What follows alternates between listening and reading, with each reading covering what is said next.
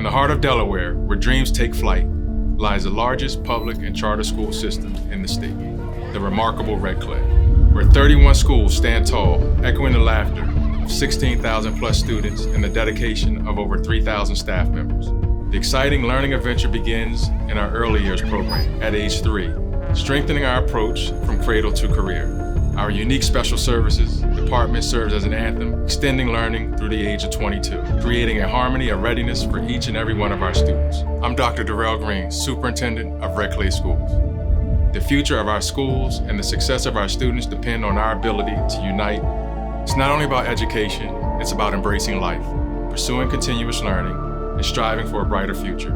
Stand with us on Wednesday, February 28th. Together, we can build a better future where every student thrives with the resources they need to succeed.